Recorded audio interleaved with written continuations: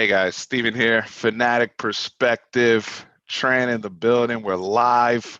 Hopefully y'all can hear us loud and good. I know, appreciate everybody being on. I know the NBA finals are on tonight. I'm gonna have probably a split screen up here real quick as we're talking, but wanted to wrap with y'all for an hour.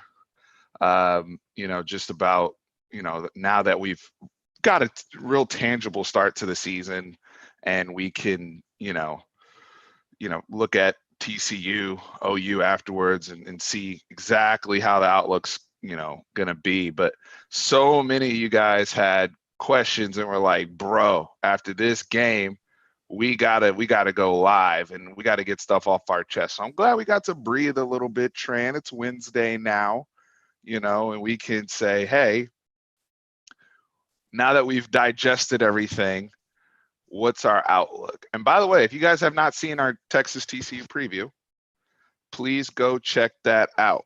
Okay, please go check out the Texas TCU preview. Please check out, we talked about some of the tech stuff that we dropped earlier this afternoon, and you can live with that video throughout the week. But this hour that we're going to spend with y'all is just, what we want to talk to you guys about. So what's up, everybody? I see Dorian in the chat, Connor. Yep.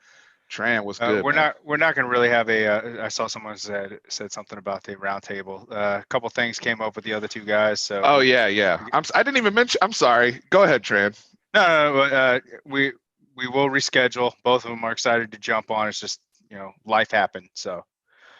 You get Texas football as opposed to LSU and A&M perspective as well.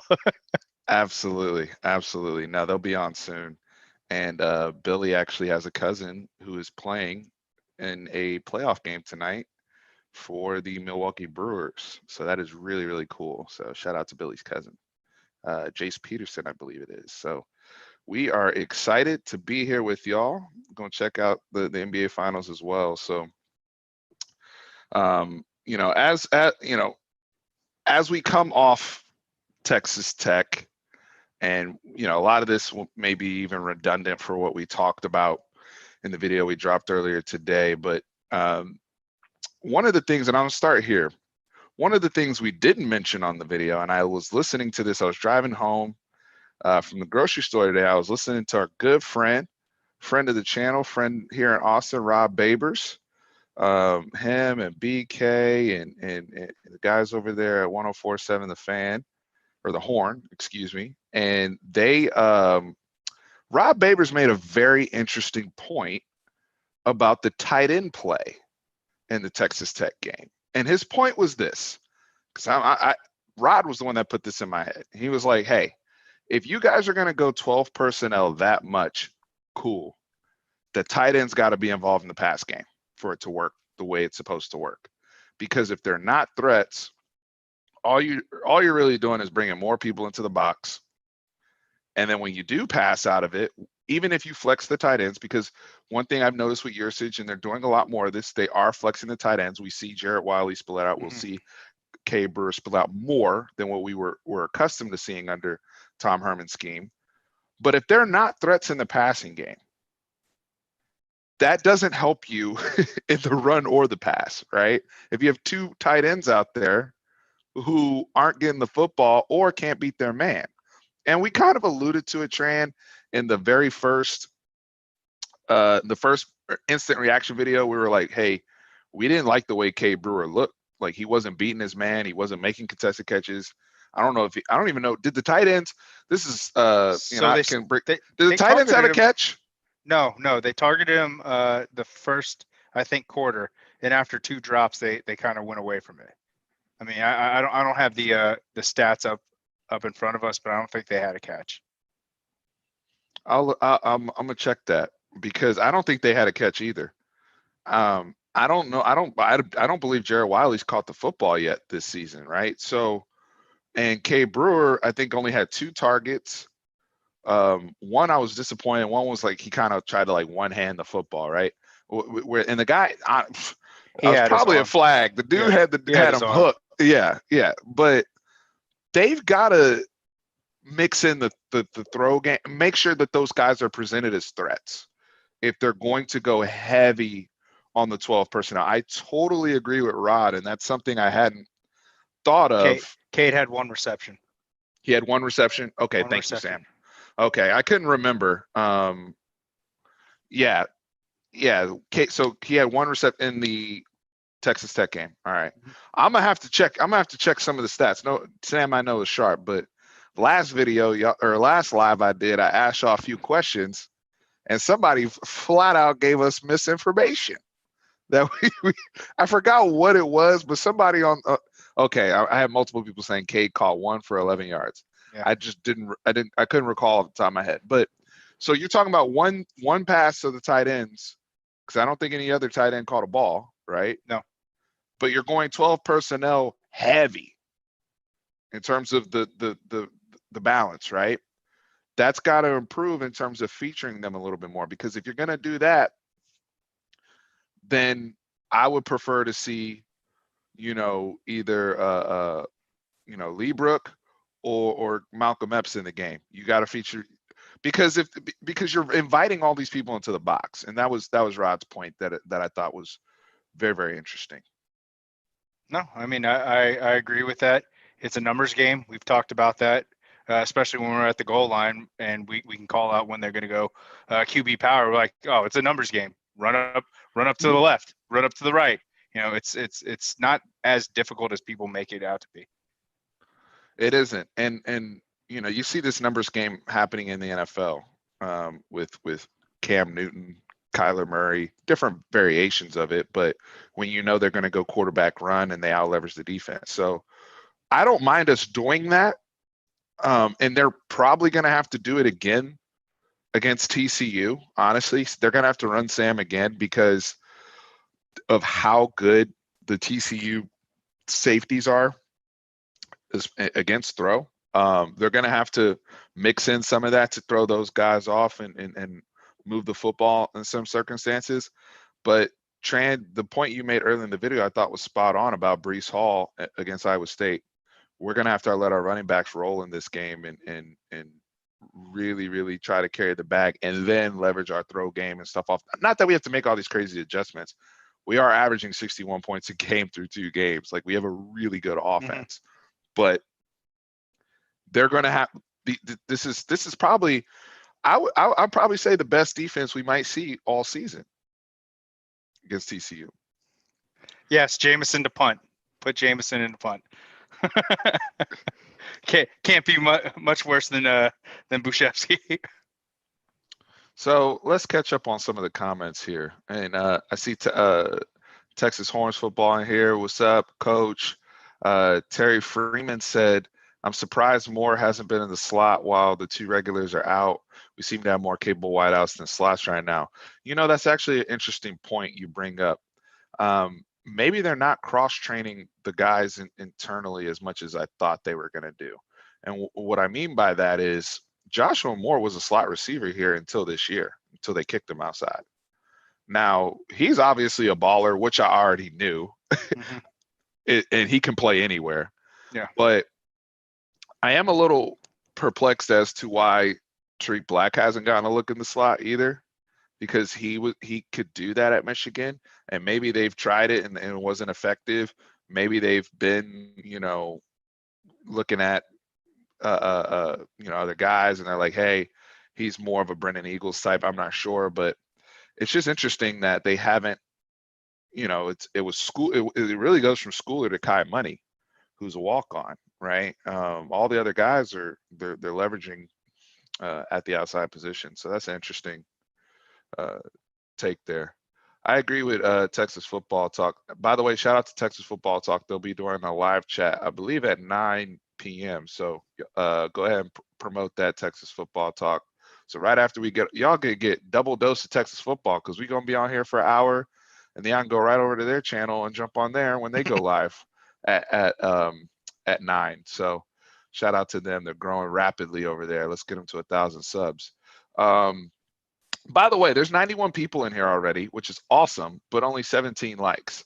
And unfortunately, I have to repeat this every single time we're in here. Your attendance is hitting that like button. That's how I know you're here. So hit that like button. What else we seeing in here? in the chat. We need the defense help. How about a sack? Jeffrey, the defensive line, I agree they need to get sacks, and I think they'll come this week against Max Duggan. He's not going to get the ball out lightning quick like you saw with Alan Bowman per se. I think they'll be able to get some more hits on the quarterback, especially with their left tackle being a disaster. However, the defensive line got heat when they needed to against, in my opinion, against Texas Tech when the opportunity presented itself. They just, these dudes, Alan Bowman actually didn't record he never got sacked and he never recorded a run, which is rare. Like he had no stats in the rushing chart, right? Whether he was sacked or whatever. So I thought that was interesting. Alfred Collins, by the way, had 4 tackles in the Texas Tech game. Just throwing that out there. His snaps are only going to go up. And it's only his second game, by the way. I mean, we've got a special one in him. You can see it, man. I mean, they, you can't really call. I mean, I think there should have been a couple hold calls about the Joseph Osai. Yeah, he was getting pressure and he was blown by that the right tackle every single time he rushed. But they say it in every play. There's supposedly some type of holding. So, man, it's whatever. I see True Gooner in here. Appreciate you, True Gooner. You've been a sub for a minute, man. Longhorns and Cowboys. I do want to answer your question, though, in regards to Tom Herman being on the hot seat. I do think, as long as the season's not a disaster, with all things considered, I think it's going to be hard to fire really any coaches unless you're just like you are already kind of out on a person with all the things that are going on, especially the way Tom has handled the off the field stuff. But if there's a disaster in terms of, you lose to a Kansas, things fall apart and you're 6-4 or whatever like that. Like with this team, yeah, they should be 8-2 or better, right? With what they have, and I know you're disappointed personally with how they played against Tech. However, Chris Del Conte feels really good about Tom Herman. And right now, Tom Herman did buy himself a lot of stock in the community with how he's handled the team and all the drama that's gone on around. But they can't have they got to play well in the big games. They got to look good against Oklahoma. They got to beat Oklahoma. They got to win this game against TCU. Honestly, man, TCU is complimentary. They've owned us. They should have our full attention. They've owned us, and they embarrassed us last year. Honestly. I mean, them and Baylor were the 2 teams that I was the most embarrassed on those 2 games. So they need to come ready to play, and if they're the better team, they need to flex their muscle a little bit. I saw someone say something about Bijan needs to keep his feet on the ground. We actually, personally, Steven and I went back and forth at the game. We think they're coached to do that because if you watch that beforehand, I think both running backs tried to hurdle it back because all they were doing, all the tech defensive backs were doing is they were going for their legs. So we think that was by being told what to do and just by scouting and visualizing what they had been working on for tackling drills from Texas Tech throughout the whole game. I'll take it one step further. I think that was an in-game adjustment gone wrong by Stan Drayton. And I understand his thinking. I'm not saying Coach Drayton made it. This is just totally Tran and I's eyeballs watching the game. Yeah. We had this conversation, like he just said, during the game. And it was like, damn, they keep chopping down our backs. Like the very first drive, one of the rare times we ran outside zone or any type of stretch concept, and Keontae Ingram got like 9 or 11 yards on the game. But the guy chopped his legs down. And you kept seeing it. Roshan got in the game, guy chops his legs down.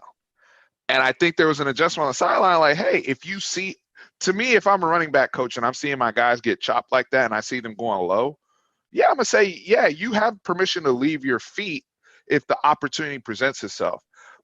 I do think just instinctively, Bijan adjusting to this level thought he could get away with it. instinctively, right? Like, oh, they're about to come chop my legs again. Let me jump over this guy like I used to do in Arizona.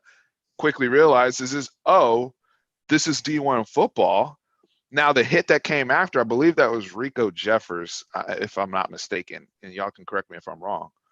But when he submarines his bat, right, and it's just like, to me, that's a dirty hit where I come from, because that was it seemed like he could have pulled up a little bit, but for Bijan to survive that and be okay, is impressive. Is he practicing? Somebody can chime in on that. The last practice, I know he didn't practice on Sunday. Yeah, no, yeah. I know he didn't practice. It'd be amazing if he did. Yeah. But I'm not sure about this week if they had whatever they did on Tuesday. But my bigger point is, though, when you see those things happening to your position group during the game, a coach is going to try to make an adjustment, because we saw multiple running backs leave their feet, right?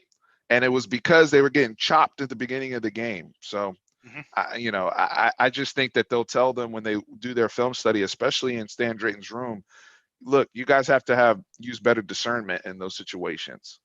What was said Reed and Charles Omenihu going back and forth on? Ooh, I saw that one.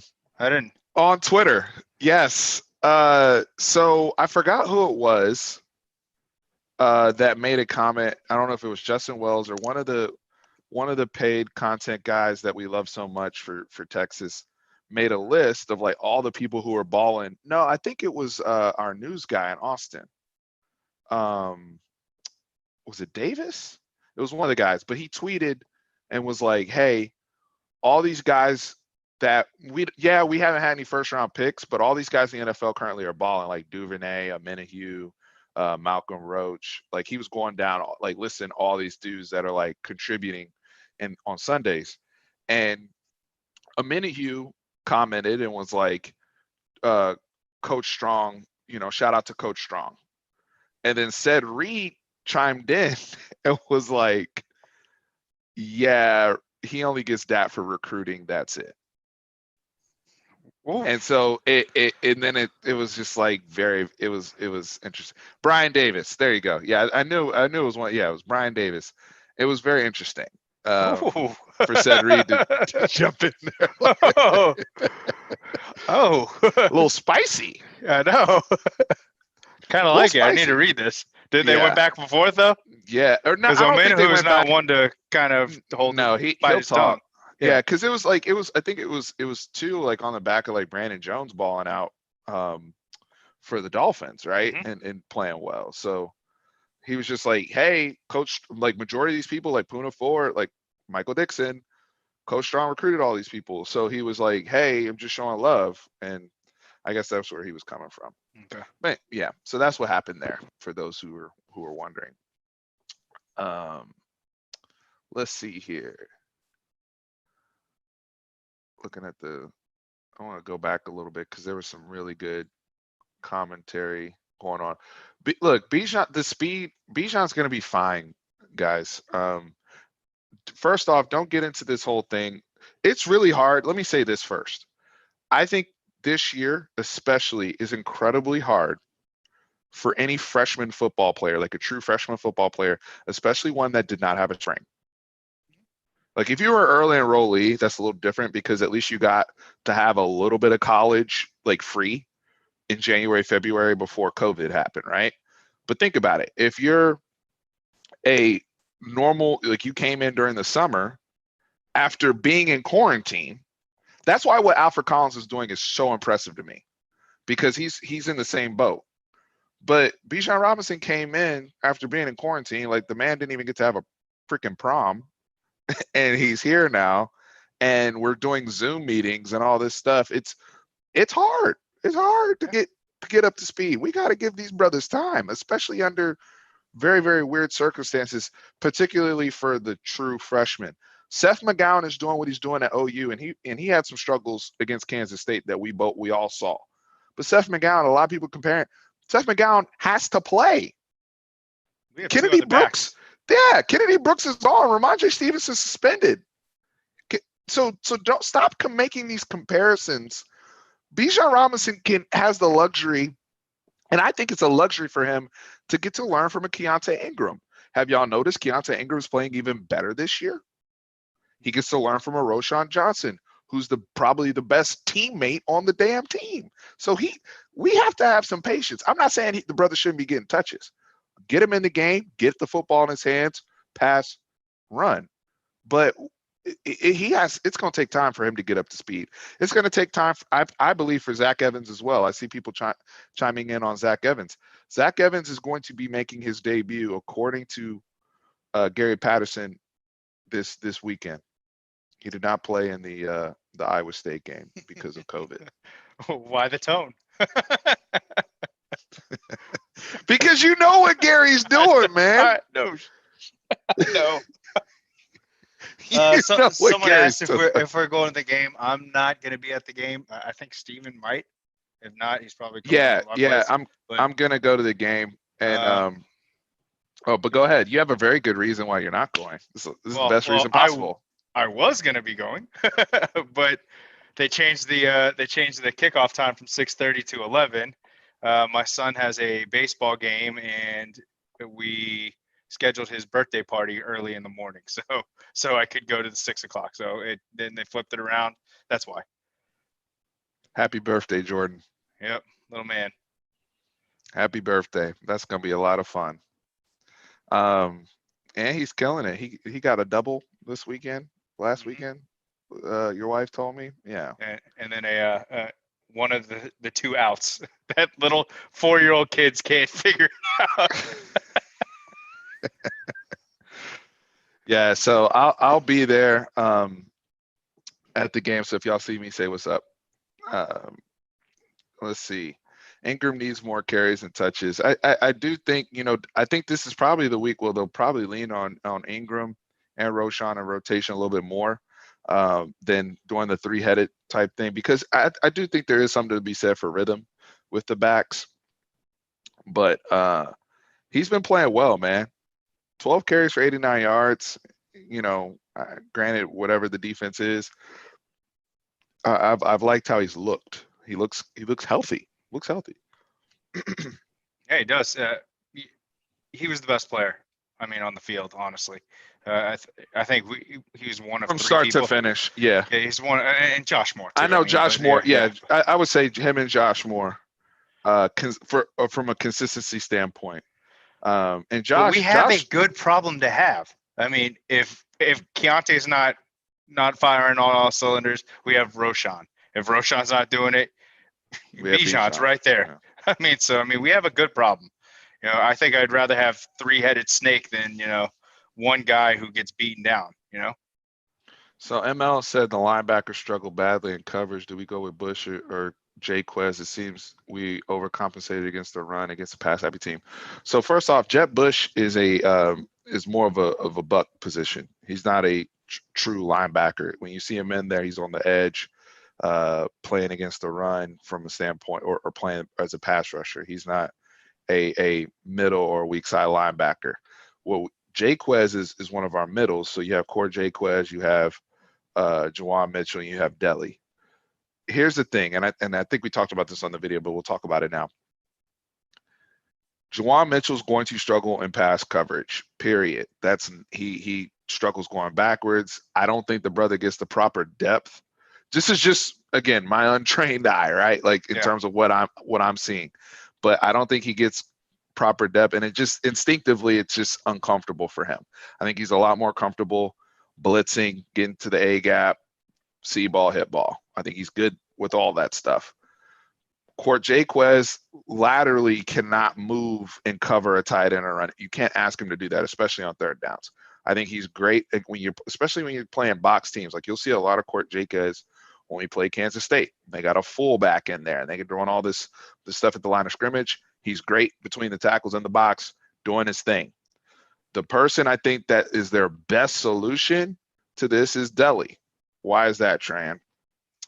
He just needs to get healthy, but he has the ability to go. He has sideline to sideline speed, but he also has the power to play the run as well. So we've also seen him drop into coverage, and he can cover space. So I mean, better than the other guys. Not that he's great at it or elite, but he's shown, like, we saw him catch a pick where he moved his hips and call over his shoulder, right? Like, we've seen Deli instinctively do those things a little bit better.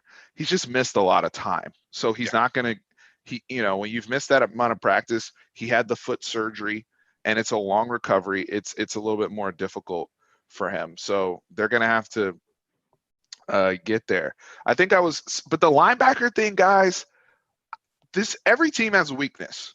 That's our weakness. So all y'all talking about it, like, we kind of expected that going into the season, like that would be an area of concern. They went after 3 different grad transfers. I mean, we should have known that the coaching staff saw something in that. They really needed to get Tony Fields. But I agree. I saw someone mention Owens or Foster needing to switch over. I agree with that, but we can't just pull the Band-Aid. You have to let them learn the position first. Otherwise, you're going to be complaining that he's lost. He's lost on the defense. He doesn't know what he's supposed to be doing there. They've got to get some time with it. I'm a little bit more disappointed if we're talking about defense. So let's just stay on that side of the ball for now, for the sake of the conversation. Dallas just asked, do I feel the linebackers and DBs are making moves forward or sliding sideways versus last year to date? All their errors were correctable. I mean, they were in coverage. They were there. It reminds me a lot of, I guess, the Chris Boyd years where they were always there. They were just getting mossed. So I would say, I mean, it's too early to tell. I think this week we are facing a young wide receiver core with Quentin Johnson, right? That's his name. Yep. He's big, former fast, Texas athletic. Commit from Temple. Big, fast, athletic. So we get a little see if we've improved week over week, and then we get Oklahoma. So lucky us, we get to see how much they've changed week over week. If we keep on winning and keep on improving, that's all we need to see. We can't expect an immediate fix. I agree. You got to, and somebody else mentioned it to the tone of your point. You got to coach, Sam. You got to coach these guys up. Got to continue to, try to get better. Now, if we're still seeing the same breakdowns in week 7, week 8, it's like, all right, come on. We got 127 people in here, only 63 likes. So make sure you smash that button. The more y'all like it, the more that goes out. We grow our community. Got to help us grow. That's the way you can help us grow the community. Brian T said, Tran, what school is your other jersey for? That's my high school jersey. I have my Hofstra somewhere in the house. I don't know. We got to get the Hofstra jersey up there. For those who don't know, Tran played for Hofstra. What was y'all's mascot? Did y'all have mascot? The Pride, the Lion. They were the Pride. The Pride. Yeah, so Tran played DB for Hofstra. You were on the team. Marquise Colston. Marquise Colston, formerly of the New Orleans Saints, was your college teammate. So shout out to Tran. Shout out, rest in peace, Hofstra's football program. No disrespect. Long time ago. Yeah, rest in peace. Rest in peace. I was gone way before that happened. You know what's sad? I had a teammate. So no, it's not in the rafters. I didn't even play one game before I decided to transfer. So the guy, my tight end in high school, went to Hofstra, and they disbanded the program. I think his junior or sophomore year. Oh, Connor got it.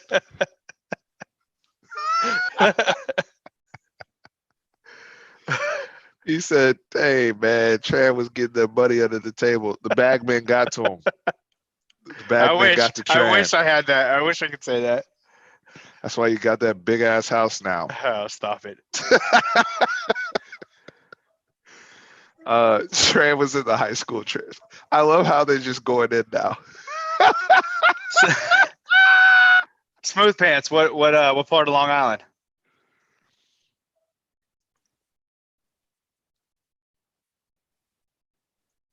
We'll let him chime in. That's Yeah. hilarious. He's in the high school transfer portal. Um, man, shout out to Boss's Ranch. I miss him. Yeah. My sister actually bought us shirts, just to let you know, like from the restaurant. Oh, nice, Yeah. nice from Bosses. Nice. Yep. We'll have to rock them one day. I had a, we actually checked in with them the other day. They're doing really well. The restaurants are holding up during COVID. So if you have a Boss's Pizza in your area or a Mucho Taco, they have a Mucho Taco now franchise down in San Marcos. So if you're down there, anybody from Texas State or down that area, go check them out. Somebody brought up Jalen Ford earlier, and the brother from Frisco that we got, and I don't know. I haven't seen a lot of I mean, have we seen him? Did he play in the I don't know if he played in the UTEP game. I think he did, but he may not be ready yet. That's again coach's discretion. I think right now, because you guys got to understand, those three guys are the ones getting all the reps in practice. Core Jaquez, Jawan Mitchell, Deli. There's only so many people that are going to get enough reps to be able to where Coleman Hustler is going to be like, all right, he can be in the game, right? Like you can't, and for even if you played high school ball at a certain level, y'all understand this. I know Tracy played college ball too. There's only if they can't put people in the game that didn't get reps in practice because they only got so much time to give people a certain amount of reps. So if you're not getting reps, forget about it unless there's an emergency. That's why what Kansas State did to OU was so impressive because they had one brother in there at corner who we saw that was playing who wasn't even on the 2 deep. So they were stressing, and Kansas State figured out how to survive that. So we have to be cognizant of of that situation when we're talking about, oh, we want to see this person play over here, or we should just plug this person in. That you can lose a game, and I've said this before on this channel. You can lose a game on Wednesday. Yeah, that's fine with us. I'll lose a little practice, the little scrimmages that they have, as long as they learn from their mistakes there. You can lose a game on Wednesday, though. If you don't have the right game plan or you're giving reps to the wrong people, it's too late. The calls are in, all the communication's in.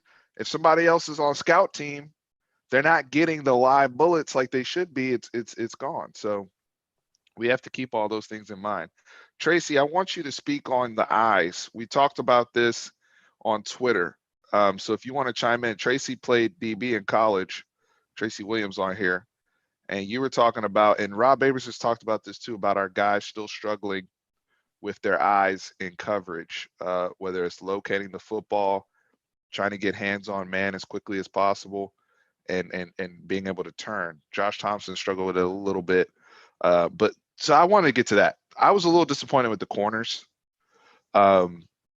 Deshaun, watching it, Deshaun, I know he messed up on the punt. That's a whole special teams. We can get to that in a sec. But I don't see them playing with they're giving up so much space, and I don't like it. And I just think that when they're able to kind of press up a little bit more, when you're playing with press, I feel like you're playing with more confidence. But if you don't have that confidence, you're going to be a little bit more reluctant. You're going to, go into bell technique. Some of that is part of your scheme in terms of certain looks you want to show. But I just think that the space they were giving up when they converted that 3rd 16, Tran, you were with me. That's when I got furious. Yep. Right. Because it was pitch and catch. Like if you're giving up that much space to where it's not even contested, like what are we even doing with the type of athletes we have? That's where I got upset. Now, I do think a lot of it was still player technique error versus issue with the scheme, in my opinion, because the pressure was getting there. But even if I'm under pressure, I'm getting the ball out and dude is 10 yards away from the receiver, then the pressure is irrelevant. So we got to do a better job of pressing up and marrying our DBs to what our defensive line is doing. Well, you also don't want to press the whole game. No. You are Situationally. definitely situationally. I like I like the third and mediums pressing. I still like having about a 5-yard cushion around 3rd and 7 and longer, but playing the sticks, and then if they go past the sticks, of course, guard the man. But yeah, when you can tell that they're just trying to get the first down and keep the drive going, press them, make them force bad throws, jam them at the line, mess them up, put them on their backs. I don't care. You got 5 yards. And what bothers me is we have the personnel to do it. Josh Thompson's physical enough to do that. He's strong. Jalen Green's strong. Jameson's quick. Like they have, like Jameson, I don't like with his lateral quickness, his mirror technique should be amazing of a receiver. And, with them getting the redirection of how they get, I understand you're going to get beat. Like that is par for the, I've never played DB outside of after middle school, but as a quarterback who played against DBs, I'm going to win some, you're going to win some, right, Tran? Like, so it is what it is. But at the same token, it's like, if we have good technique throughout, we should win more than we lose in certain situations, especially in marriage with the whole defense. And right now, I just see guys so reluctant, to jump a route. Like Deshaun last year, I felt like was you're talking about from a DB perspective, because I'm seeing the defense right now is a mixture of both. People are way overexcited, and then the ones that are reluctant that you're talking about. Because there was even one on the sideline that he threw a terrible pass where he was playing the guy and he could have easily had a pick six. And can we? No, we didn't even touch on the video, by the way, of how did Adam Moore get tackled by the center from behind? I mean, that's my guy too. How? No! All right, can we talk about that? Because brothers were clowning him in the locker room. Now that was not completely his fault. Although when you're the one that gets walked down by the when you're the one that gets walked down by the center, that's a problem. However, I want to say this. I thought everybody on the defense gave a fantastic effort when they were running down the field of getting down there in front of him. Like everybody was excited. They were running in front of him. The problem is 7 people went after Alan Bowman. And nobody, like you're supposed to, I feel like, and correct me if I'm wrong, those of you who have played at a higher level than me, when you go through those drills and somebody gets a pick, because we actually used to practice this, you would try to ID who was going to block who when you're running down. It turns into special teams. It turns into punt return, right? Where it's like, okay, I got, and they were just running excited and nobody was picking anybody up. And Adam Moore was like, oh, I got to cut back. And then the freaking center tackled him. So just off principle, you never want to see your DB get tackled in the open field like that. It was a great play by Chris Adam Moore. And I thought of all the DBs, getting to a serious note, I thought of all the DBs, he played the best. Even the touchdown that they got on him, I think that was it Keyshawn Carter that got the first touchdown? Who was it that got the first touchdown on Tech when they went down the field, boom, boom, boom? I think it was Keyshawn Carter. If I'm wrong, correct me. It was. He started off for them. Chris Adam Moore was right there in coverage. It was good coverage to me, personally. So, and he plays. No one got an uncontested touchdown. Vasher, I thought, on the back of the end zone. The back end zone. I mean, that was just he was right there. He beat him, but I mean, he was right there, and it was a perfect. Actually, Jalen Green. It was a great catch. Jalen Green. The touchdown that bothered me was the one where Vasher turned into CeeDee Lamb, and this is what they got to tell brothers in the room too. If you're Chris Ash, if you're Jay Valai, whoever else is in there, when CeeDee Lamb got drafted, what clip were they showing? Just Texas falling all over themselves. When other dudes are getting drafted, what clips are they showing? Like, Texas. So if TJ Vasher gets drafted in the 6th round next year, what's the first freaking clip they're going to show? Is that clip. It's not going to be the clip of him mossing somebody on Kansas State. Nobody cares. They're going to show the freaking post or the slant, whatever he caught, where he juked 3 of y'all And he's not even an open field runner like that. He's 6'6", right? But all of a sudden, people falling on the ground all over the damn place. Whoever that, like, it's just like, we have got to get rid of that crap with the tackling. That, because at some point, it's like, where's the personal pride? Where's the personal pride? Get the guy on the ground. It doesn't have to be spectacular. Wrap up, get your help there. They're good at hustling. We just talked about this with the Chris Adamora interception. They know how to hustle, whether it's hustling to the ball. They did this when we broke up a lot of their screens. We said on the video earlier, they did a great job against the run, minus the 75-yard touchdown. They held them to 41 yards rushing. They know how to rally to the ball. But when it comes to open field tackling, it's just like people want to go for kill shots or take horrible angles. And I don't understand why that still hasn't been fixed. Tackles cash checks, right? I mean, you don't have to lay someone out to just get them on the ground, bro. Even if you're wrapping them up, you get credited for the tackle if someone comes over and cleans it up. So, and tackling, so out to Alex's point, I just saw the comment come through. To Alex's point, yes, tackling is going to be down as a whole in college football right now with COVID. They couldn't hit over the spring. I get all that. But it's just like, damn, like, we're letting TJ Vasher do that to us. Like, that's not even the type of player that he is, right? Like, I just don't want to see people getting drafted off of our backs anymore. Like, I'm off done of our with film. When the screen says Longhorn Network at the bottom right. My goodness, we got to clean that up. And like I said, personal pride. That's why they said all the right things. Guys were taking accountability, I felt like, and I'm happy to hear that. But we got to see it come to fruition in the game. Let's get caught up on the chat here. Tracy Williams, thank you for chiming in, because I know you've been wanting to get that off your chest, and we needed to address that real time, brother. So thank you. Yeah, I noticed the same thing with the bail technique. Too much. There's a time and a place for bail technique. It's, when you're placing a burner or somebody like that,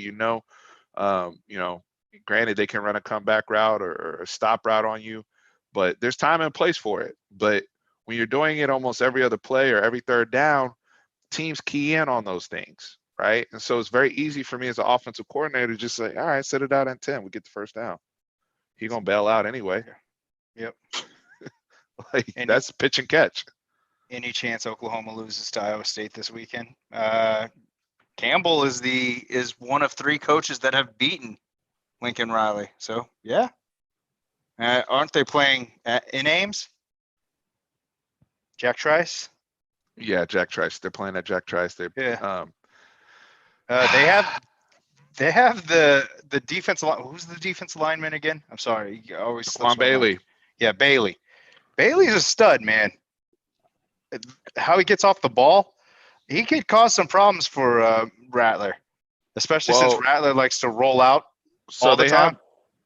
And I'm very curious to see what OU does at tackle. If they go, because Eric Svensson looked like he was limping in his pass pro. Like, he was doing this like hop step thing. And, granted, he was going against another great player in Hubert, but then they had the freshman in there too, that they were doing some sort of weird rotation thing. They had their freshman tackle in there. That was a struggle for them. Going against Bailey this week is not going to get any easier for OU. So I can't not pick OU, because it's hard for me to see Lincoln Riley all of a sudden lose 2 games in a row, 2 straight Big 12 games, when he had only before the season lost. He's only lost 3. Yeah. So if they lose the Iowa State game, then all hell is broken loose in Norman, and they've really got some bigger issues. I do think they can scheme their way out of this game. Iowa State, now Brock Purdy's not going to make it easy, but I do think with Iowa State having their offensive line struggles, Alex is going to try to heat them up in that game. That's what I see.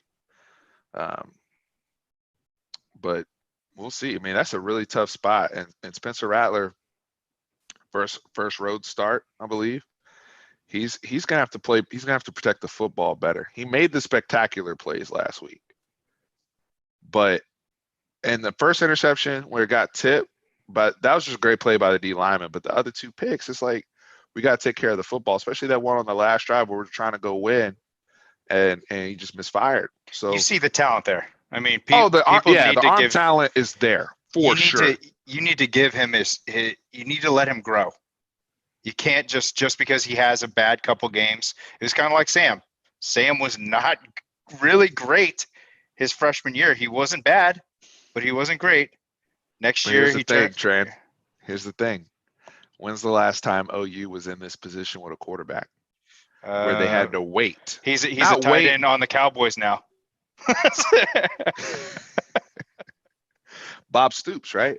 Yeah, like that's the advantage that Lincoln Riley's always had to work with. Everybody in there that he's had, starting with Baker Mayfield, had live bullets before working with him. Mm-hmm. Like the only team on the planet that could screw up the mega talent that is Kyler Murray was the Texas A&M Aggies, and they did. And they should be ashamed of themselves. They did it really bad. Because everywhere else Kyler Murray's played football, he's been incredible. And then for Texas A&M, he throws 5 touchdowns, 7 picks. So they screwed that up. But those live bullets and him sitting for a year, or almost 2 years, I think. Yeah, and then it was 2 years. And then Lincoln Riley didn't have to wait on Kyler Murray. Lincoln Riley didn't have to wait on Baker Mayfield. He got a guy in Jalen Hurts. Yeah. Right. They were all right. Like Jalen Hurts had been in the playoffs. Like he didn't have to wait on these people.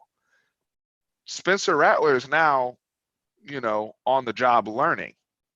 And yeah, he had that 1 year, but that's an adjustment period that he's going to have to go through and fight through. Omega Ultimate, thank you for that. Rattler was staring down receivers. It's a learning curve for him. Absolutely, he was. And the arm talent is there. The ball jumps off his arm. But the other thing, too, is it takes time to learn how to throw from the pocket, too, effectively. You notice he's better when the play breaks down and he's rolling out. That's something that Texas is going to have to scheme up. And we'll talk about that during OU week.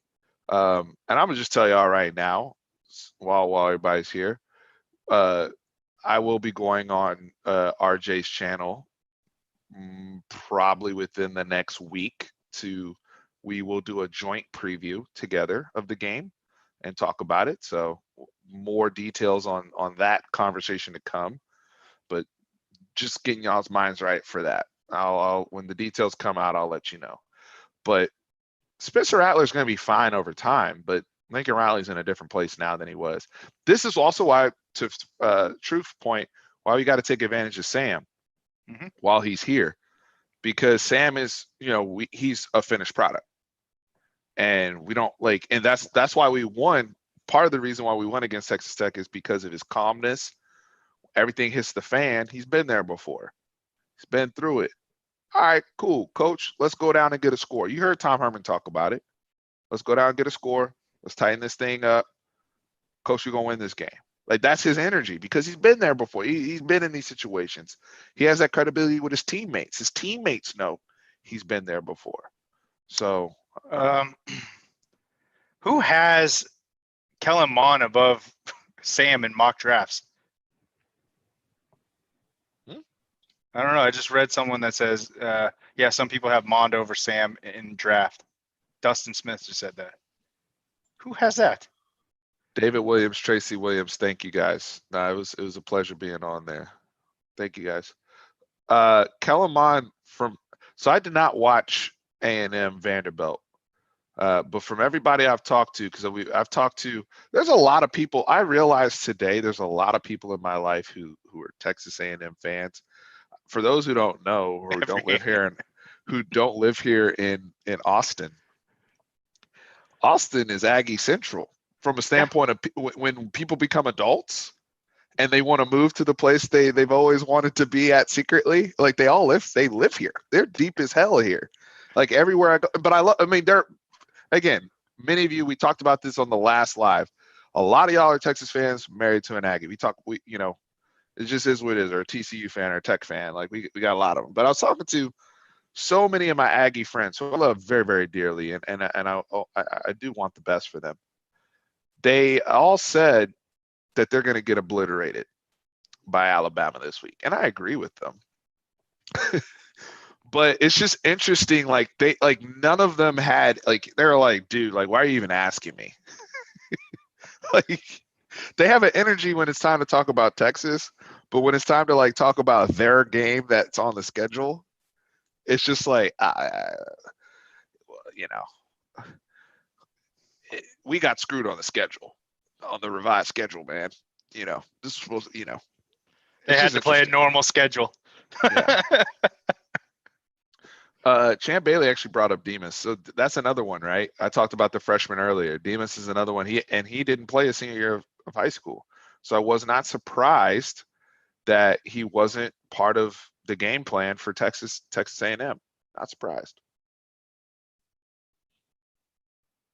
Yeah, we're all interwoven here. Mm-hmm. It's just funny when you talk to them. Like, my homegirl's an A&M fan, and I believe her boyfriend or fiance is a Longhorn fan, and they were watching the Tech game the whole time. They watched it all the way throughout. Tracy said, I'm officiating high school football Thursday and Friday night. Thank you for supporting those kids, man. That's hard work. And you're dealing with crazy parents. How will Alabama so the LSU Mississippi State game. So Tran, one of the things about being at the Tran Estate on Saturday afternoons when we can watch the games is he does a 2 TV setup. So while we had the Texas game on the main screen, of course, but on the side TV we had Mississippi State LSU. Yep. And I was so excited to talk to Billy tonight, and we will get to Billy. But them LSU Tigers, go Tigers. DBU is as they like to claim, and we claim it. Ohio State claims it. Those boys got roasted, Tran.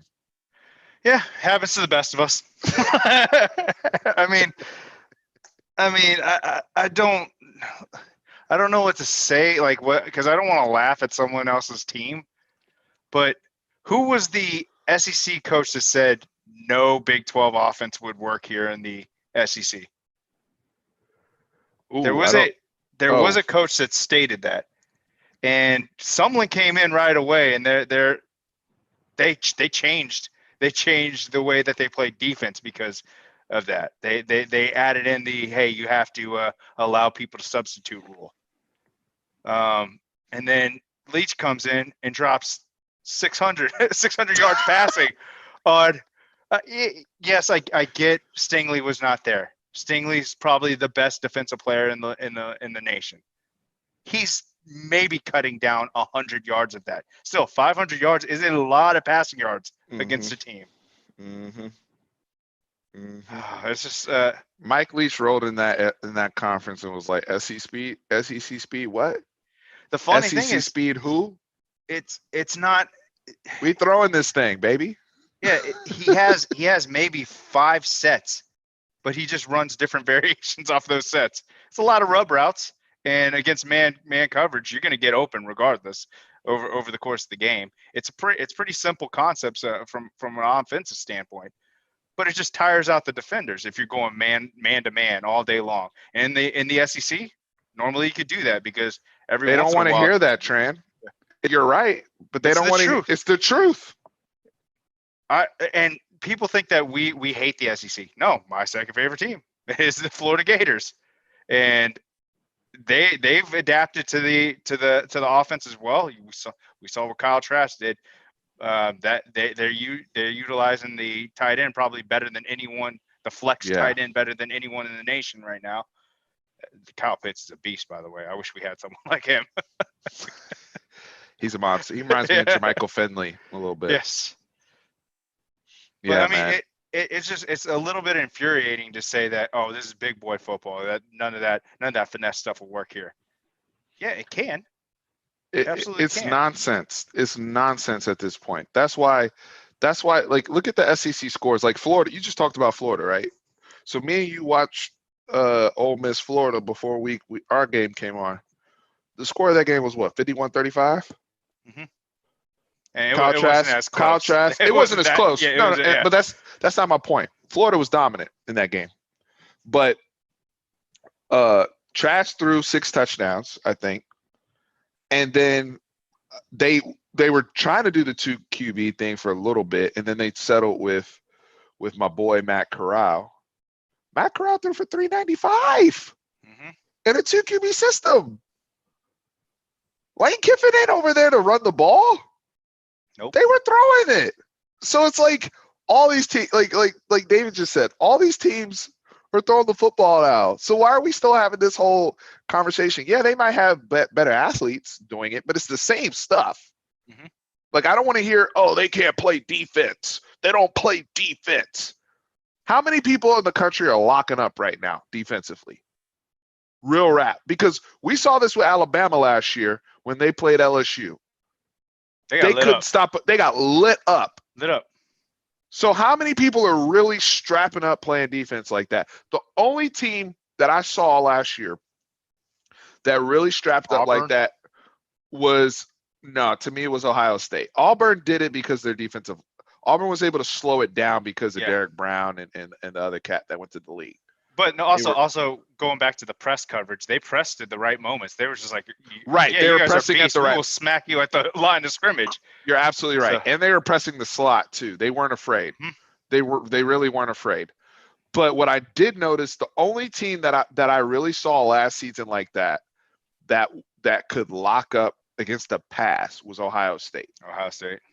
But you had 3 first-round corners, because Sean Way's going to be a first-round. He's going to be a first-rounder. So you had and 2 first-round. Didn't they have 2 first-round D linemen? Chase Young. Did somebody else go in the first round? I could be. No, I think he might have been the nose tackle. I think he might have gone the 3rd round.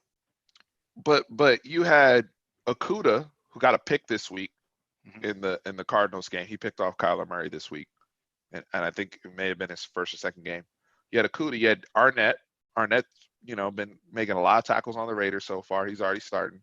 And then Sean Wade will be a first rounder this year in the nickel. That's where they were playing him. And then I think Jordan Fuller was back there too, who started for the Rams at safety. Like, that was the only team. And if you notice in the Clemson game, Trevor Lawrence was beating him with his legs and Travis Etienne. That was the only team I watched where I'm like, oh, they are straight just locking up the pass like that. Everybody else at some point was getting blowtorch. Like, that's just the way football is. What defenses become is this. You can't metric defense on points, points allowed or yards allowed anymore. It's situational, and do you force turnovers? Are you opportunistic? And then situationally, like, if my offense gets the lead, is the defense now going to get a stop? Right? Like, that's what LSU's defense was good at last year, because LSU gave up hella yards, hella points. But when it was time, they locked up. That's what your defense has to be good with now. To me, thanks, Tyler. In football, just in general. All right. I know we just were rambling there, but someone, I think Champ Bailey was saying that the U is his second favorite team.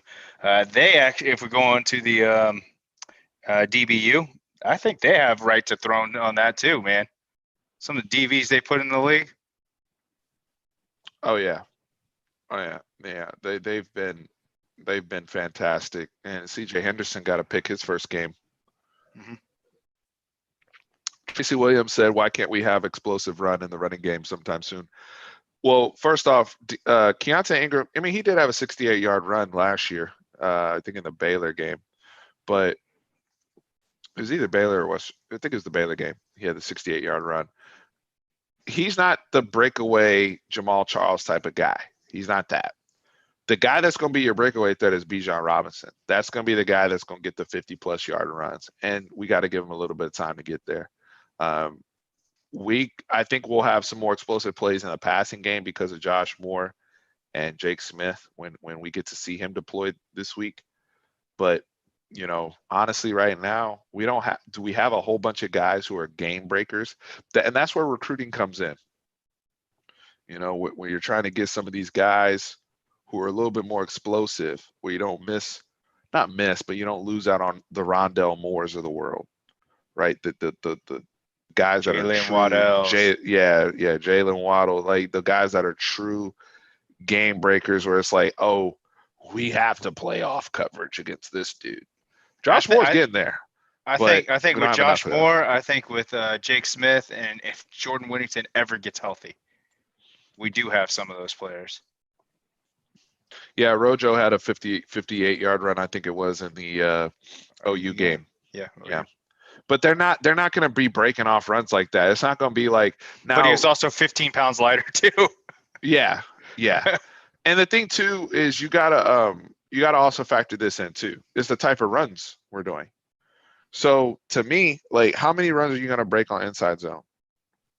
If you're running inside zone all the time, it's really, really difficult to break a run. Like if you watch the team I love in the NFL, shout out to Kyle Shanahan, hook 'em, is the San Francisco 49ers. If you notice with all his running back, probably with the exception of Jeff Wilson Jr., they're all speedsters because he runs outside zone. They preach stretch, outside zone principles. That's how you break the long runs. Like even the Keontae Ingram run that he had early in the game where it looked like he was really, really about to, take off, and the guy cut his legs. It was an alley to really accelerate upfield. We don't run enough of that stuff. Whether it's the type of run, whether it's our offensive line, I'm not sure. But when you watch the San Francisco 49ers, they cut people up with their outside zone. They cut people up with their stretch concepts. There was a coach, Alex Gibbs, an old school offensive line coach that came from Mike Shanahan's system. When you saw like people like Terrell Davis running in those schemes, those are the runs. Those are the type of runs where you break off the 70-yard runs. You don't just see people run ISO and get a 70-yarder unless somebody whiffed on defense. It's either you have to hammer the edges and have that speed. That's why Kyle Shanahan's only thing for his running backs is be fast, protect the football. I don't care if it's Mostert. I don't care if it's Jerick McKinnon. I don't care if it's Tevin Coleman. They all 4-3. Breida before. That's why they were like, all right, Breida, fine. You want money? Go. We'll find another 4-3 person and we'll run outside zone and we'll break them because it's the concept, not the runner. Texas that needs to do more of that if they want to break some runs. That's my whole rant there. I like this question by Frightening Truth. Got to answer this hypothetical for me. If Sam is on Georgia for a season, do they beat Bama and win the championship versus Clemson? So is he in the offense that they have set up now, or is it last year's offense? Great. That's exactly. Last year's offense, no, because they're going to make Sam a pocket quarterback. If it's this year's offense, I think they have a hell of a good chance to beat them. Do they beat Clemson? No.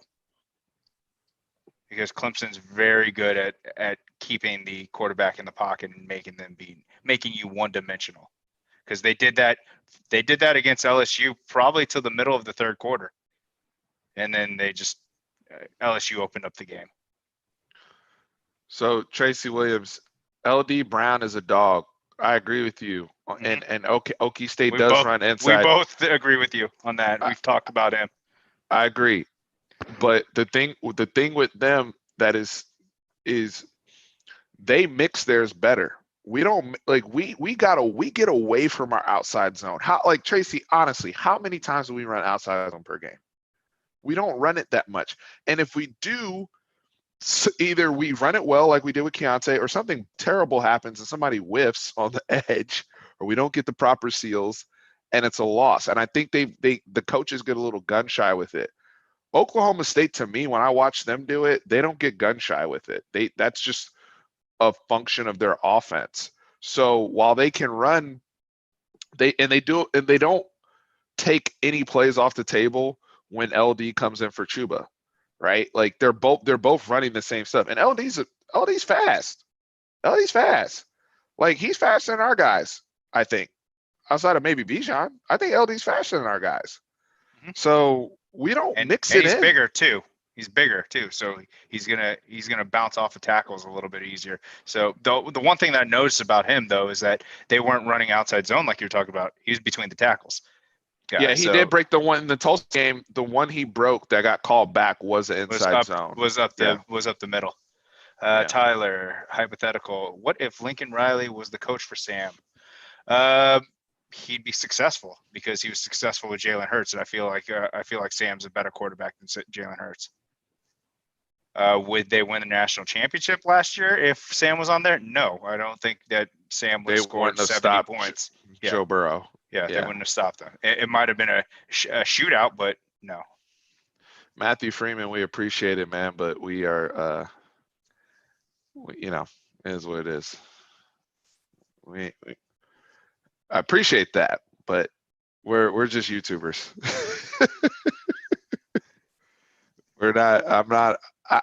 I am no different than Tracy or Derwick. I'm just a fan. Yep. Tran's a fan. We're fans now, sharing our opinions. Yeah, Tran played more ball than me. I play a little ball. Tran play a lot of ball, but we love the game. We watch the game. We study the game, and this is just fun for us to break these things down, and we notice things. The funnest thing is if you guys ever have a chance to watch the game with me and Tran, it is an event because we it's a lot going on. Maybe one day, just to show you guys, we'll have a Twitch or something and have a live stream while we're watching the game. But that's for way down the road. If we get to 10K, we might do something like that. But we just enjoy talking ball. This is what we do. Aaron, I think our O-line honestly was tired throughout the game because we were pretty good the first quarter, first 2 quarters of the game. I mean, we were up 17-7 at one point, just rolling down the field like it was nothing. And towards the end of the game, that's when those stupid penalties were happening and the pocket started collapsing. So to me, I just don't think that they were conditioned yet. So I think hopefully by the OU game they are conditioned. So David Williams actually brought up a good point. Oklahoma State's, the difference with theirs is they're more spread than Texas, which is creating space. And that's what we talked about earlier with the 12 personnel that Rob Babers brought up versus, if they're in 10 or they flex the tight ends and they create a little bit more space. But it doesn't – the reason why Oklahoma State's works is because the people they have on the field are live threats in the pass game. Yes, they do create more space. They're taking people out the box. It's easier run lanes for the running backs. Totally agree, David. But that only works if you have people they're like, oh, we got to guard this guy or we got to guard this tight end. If we're never going to throw the ball to Jarrett Wiley, then flexing him does me nothing, right? Like, unless I'm running a screen. Now, I don't agree with them running. This is where they messed up with Kai Money. Kai Money's good, by the way. But don't ever do this again where you throw the screen pass to, I think it was Josh Moore. I forgot who it was. They threw a screen pass. Kai Money's your lead blocker. That right there is bad coaching. Because you're set. Know your personnel. I think Herman Edwards talks about that. KYP, right? The KYP term. Know your personnel. If these dudes are in the game, they got rotated in, whatever. All right, these plays are out. We can't call this play. Kai Money, if you're asking Kai Money to hold up in a blocking situation, what are you doing? Like, and look, Mike Gersich is brilliant. You guys see it at the press conferences. He's a teacher, all that. I'm not saying it's solely, but it's the collective on the coaching staff. We can't have those type of gaffes where I'll run a play like that. It's like, oh, this is doomed to fail because you put this player in the wrong position. That's the type of stuff I'm talking about. They got to get better at that, at identifying that. Can't happen. Hey, we'll go for a few more minutes here because I said an hour and we're running over. And I do want to go and want you guys to go watch the finals and chime in on Texas football talk, who I know is running right now as well.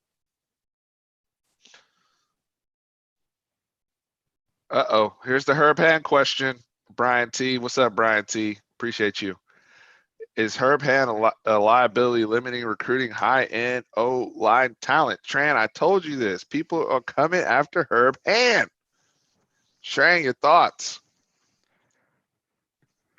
I think this year is a big year for him. Okay. If he can get Cosme drafted, who was a low-rated prospect and get Kerstead drafted, who was a low-rated prospect, I think that could change a lot, because that shows the development he has with kids, that if he gets the higher end prospects, like, hey, you could sell a 5-star, say, hey, you're going to be a star anywhere.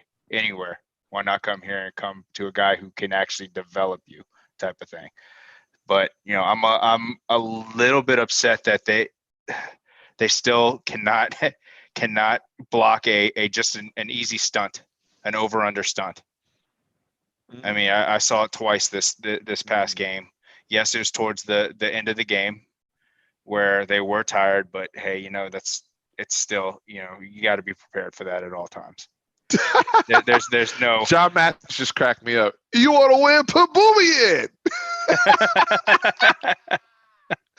Yo, his father, was his name, like LD or something? He was like, he can run, he can block, and he can pass. That was funny. Thank you for that.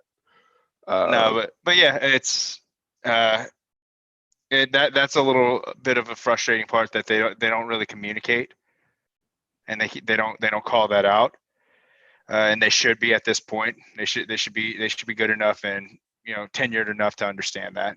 But it's the sky's not falling yet. We'll see.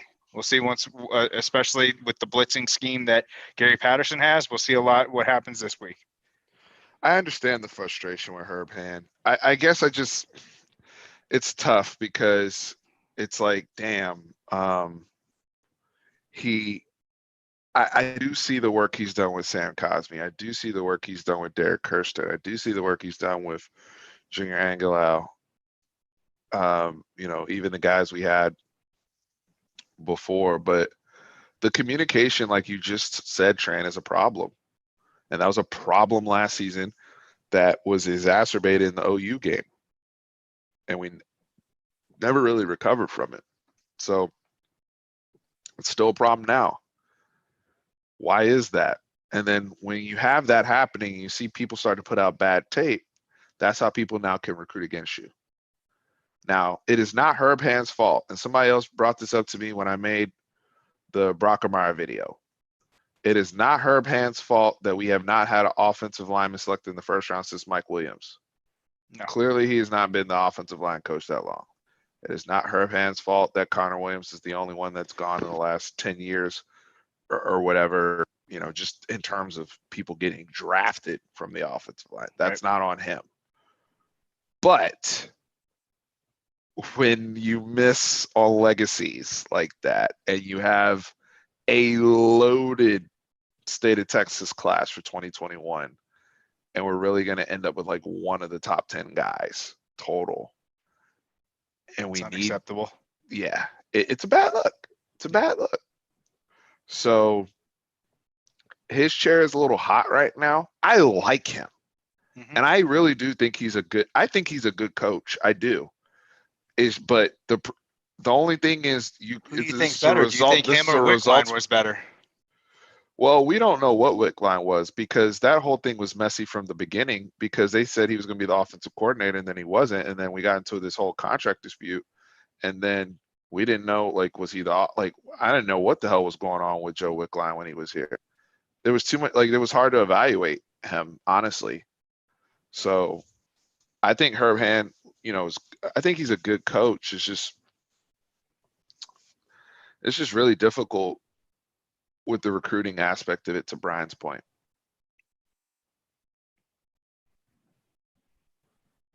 Who got barbecue? I don't have barbecue. What are you talking about? Oh, is Herb Hand barbecue? Herb Hand he's a great cook. I agree, Nathan. He's a great cook. But he's got to be a great offensive line coach, and he's got to recruit the offensive line position. If he wants to buy those nice cuts of meat still, he's got to learn how to. So the 2022 class, they have a lot of offers out right now. That was something we also brought up on the Brockermeyer video at the time. At that time, they had like 9 or 10 offers already out. So they got to pick it up. I have Auburn. Who's Auburn playing? Georgia. Oof, Georgia, man, they got screwed over by the Jamie Newman stuff. That's why I'm picking Auburn. Tim Brando wasn't prepared for the game. I mean, I understand. Look, I was upset too with some of the commentary, but he wasn't prepared for the game. Yeah, give me Gus or Joel Klatt or that crew. But Tim Brando wasn't prepared for the game. Like he called him like Deshaun Thompson. Like it's just like, what are you doing? Like it was so elementary from a standpoint of like not knowing. Like if you know that's the game you're gonna call this week, right? You got to have the rosters down cold. You have all these meetings with people, and I don't ever talk about commentary on this channel because I don't know how hard that job is. Mm-hmm. Live TV. Like I know even doing what we do now live on YouTube, there's things we got to be on point with, right? That people that are just watching don't get all the back end stuff that we do to get this going. However, as my man Scar said from The Lion King, be prepared. Mm-hmm. Right? Scar said that. Be prepared. Trust me, I'm a dad. I know. I know. I watched that stupid movie 872 times. Don't call Lion King stupid. Come on now. But be prepared. You're not prepared for your broadcast. It's obvious. Right? Like he might as well call Josh Moore Devin Duvernay at that point. Like, that's really why I like Kirk Herbstreit is that he interviews them beforehand. He sits down with them for about 2 hours, sometime during the week, whether it's the team captains or whatever. But he gets all the information. He gets, he gets to talk to them. He gets to understand where their thought process is going for preparing for the game. You throw those guys out there and they're tossing out the incorrect names.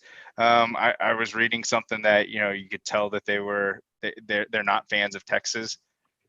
They're throwing shade. Like I didn't hear it because I don't really listen to the commentary that much. I focus on I don't either. Formations and everything like well, that. We're talking to each other so much during the game that we don't we rarely hear how, like, I didn't realize how bad the commentary was until Twitter told me and on the rewatch. And I'm like, ooh, what is he talking about? Like, that's when I heard the Deshaun Thompson thing or other guys. I agree with David Williams. Like, I'm paying it. Yeah, and the other thing, too, is if you're watching the game with somebody else, you're talking. Like, and that's the third thing. We're normally at the game, right? So if we're at the game, we can't hear what's going on TV. So I rarely know what's going on. I do think it would be cool though if we streamed. If we get to 10K, we'll do a stream for a road game. Okay, and I gotta work on my language. Yeah, we have to work on our language a little bit. You have to dress that up. That is true. I'll tighten that up. True. I'll tighten that ship up. That is true. That is true. Hey, Tran, during the fourth quarter, you were like, Hey, Christy, go ahead and take the kids to the room and put it on. I was like, turn it on loud. Turn it up loud. Go ahead and put a movie on. Get the kids out. Get the kids out. Like your son was trying to talk to you about something. You're like Jordan. He went outside and played outside. They went outside and played. I was cracking up. This is a true story. He was like, Christy, go ahead and take the kids to the room, put a movie on. I don't have time for this right now. What's hilarious? I can see that you were turning red. Like I was like, oh, Tran's upset. I don't like it when Tran's upset. Oh my goodness. Yeah, y'all. Hey, everybody. Those of you who have kids, I'll probably get that way one day. There's always been a time where you've asked the kids to leave the room. It is what it is. My son is nowhere near me during the games. I feel you, Taylor. I feel you. Trust me. Oh boy, I'm sure it's yeah. We would definitely have to be on good behavior. even at the games, man, like when we go to the games, it's a little different because you're in the atmosphere and all that type of stuff. But when we're at home for a road game, whoo, man, it's tough. It's tough. David Williams said you want to see Alfred Collins replace Moro Jomo. I thought Jomo played well, especially I against think the run. the past 2 weeks, I thought he's played well. I'm the biggest Alfred Collins fan outside of his mom, and his yeah, shout out to his mom. She's a great Texas Longhorn basketball player. I do think Alfred Collins is going to be a great end and defensive tackle for us. But I saw some good things from Majomo. I don't think he was terrible. They actually mixed in. I thought I saw Jacoby Jones in there a little bit more too. But I understand from an upside standpoint. From an upside standpoint, no doubt about Collins, right? And that's where Vernon Broughton has to come into play too, because you want to see those guys playing together at some point and getting them in that rotation. That's where your dogs go to hunt. Go on Welsh too. But Alfred Collins had 4.5 tackles. He played big boy football in the game, and there were times where he struggled a little bit at the point of attack, but you see the natural, like it's like, all right, he already has to play like 25, 30 snaps. Like they can't keep him off the field. The other guys are coming along, but Collins is there. That's why, like we're actually feeling pretty good about our breakout players. By the way, Jake Smith hasn't played yet, and there's still plenty of time. We still got 8 games left. So Jake Smith will come along. I know he was our number 1 guy, but Chris Morris played well. He got turnover. I thought we did a great job with Alfred Collins, and we nailed it with Josh Moore, Tran. First play of the game of the season. We got so much pushback when we put Josh Moore on the list. I'm like, yo, like the coaches don't say those things. Right. You haven't seen him in a long time, but the coaches don't just say things for no reason. Like the coaches were like, yo, like, trust me, this guy's balling. And they weren't just saying it this year. They were saying it last year too. Right. So he had another year under his belt. Who do I have in the finals? I have the Lakers. I have the Lakers in 6.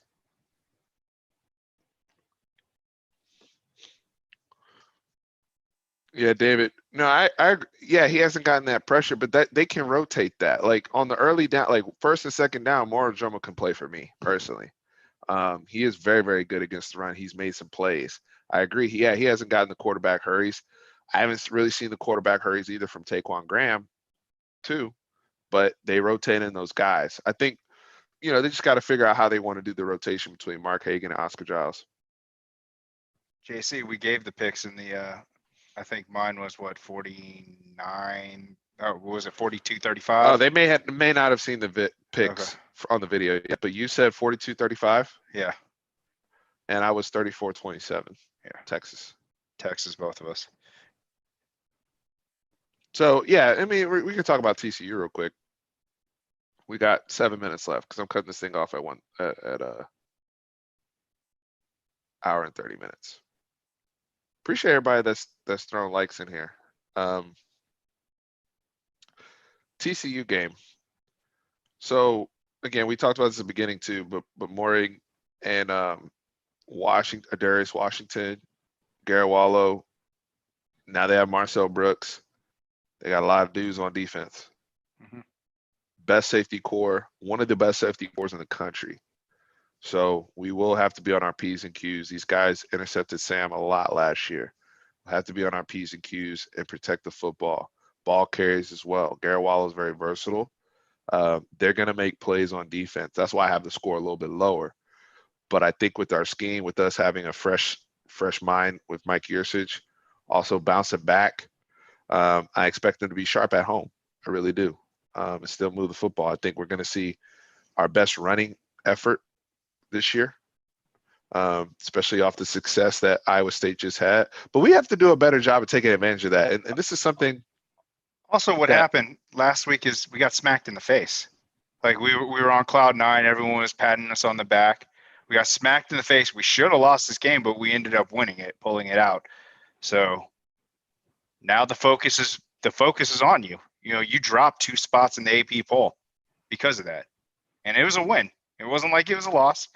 So, you want to start climbing back up the charts. It starts with this week. So I think that, I'm a little bit worried about Max Duggan because we don't have a ton of film on him.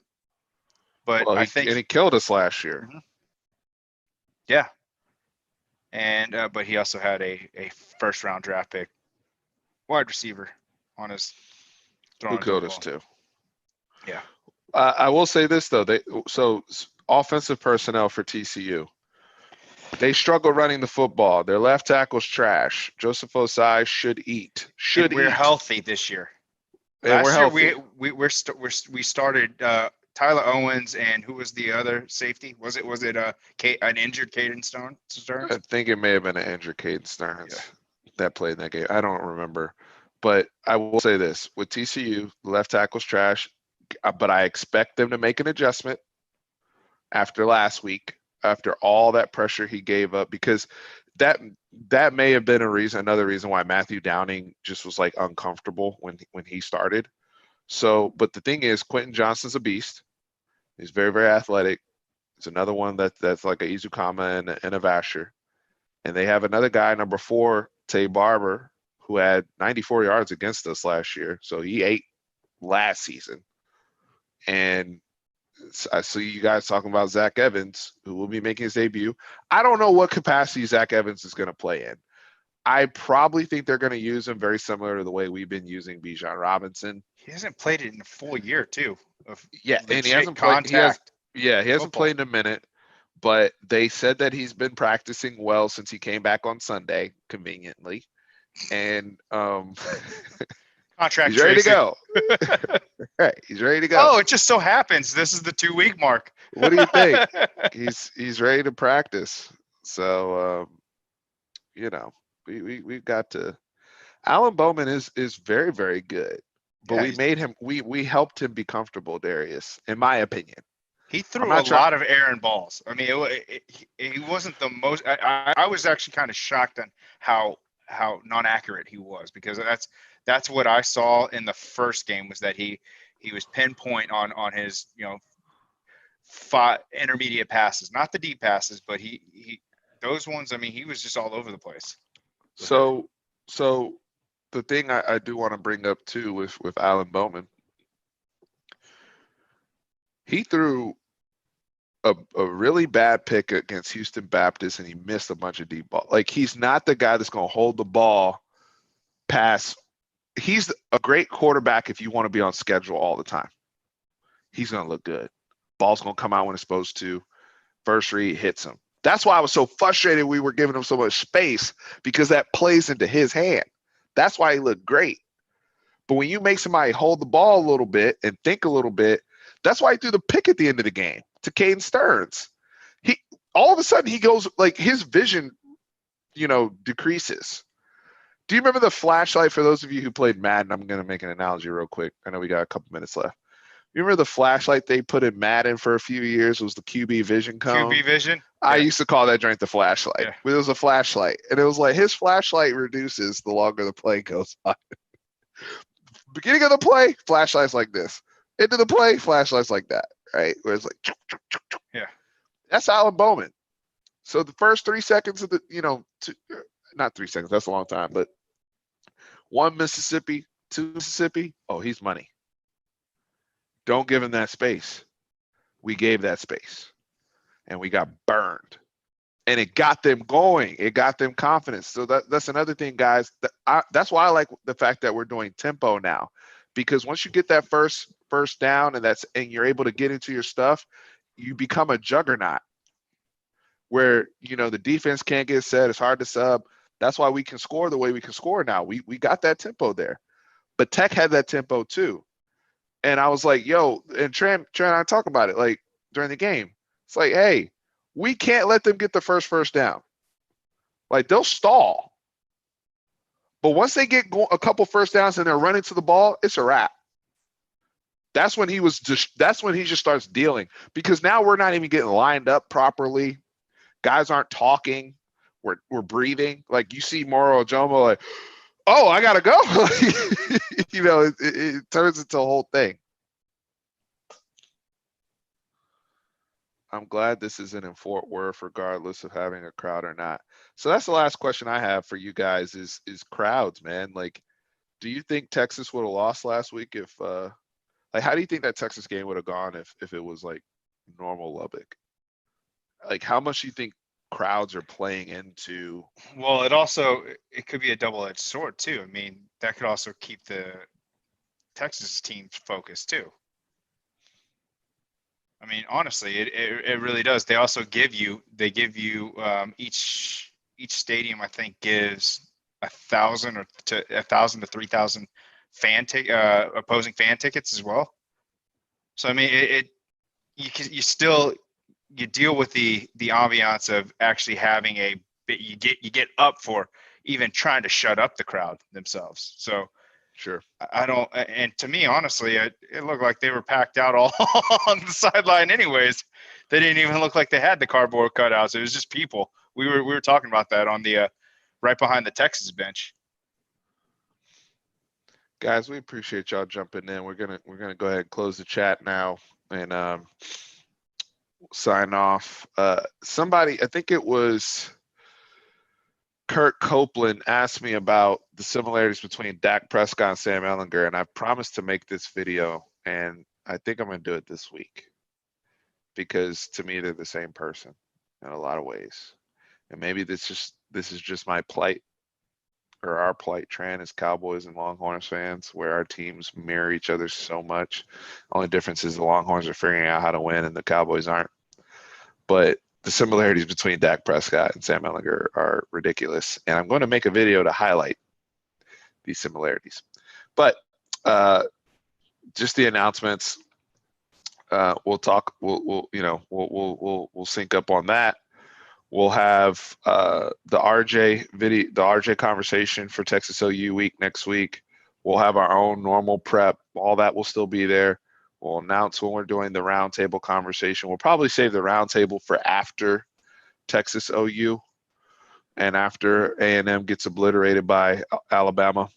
And we have a little bit more football under our feet to discuss. But this has been really, really fun as always. And we're very, very thankful for you guys jumping on here with us. Thanks, Dallas. Thank you, Dallas. Any other thoughts, or did I miss anything, Tran, that we need to touch on? Probably. Probably. I don't know. We'll probably try to get the roundtable out there. We'll try to work that out. Yeah. I don't know. Oh man. Yeah. Dustin Smith. McShay will lose a lot of credibility with me if he really does have. He threw for 2 games straight under 100 yards. Yeah, that ain't happening. All right, y'all. We gonna head out here. Guys, remember, somebody said make a 49ers video. No, sir. No, sir. I appreciate what they do, especially in their run game and what they do, but we ain't making a video for that. Yeah, that was hilarious. Did I miss anything? Probably. I mean, there's a lot of stuff going on. What's always up, guys? What's always up? Thank you.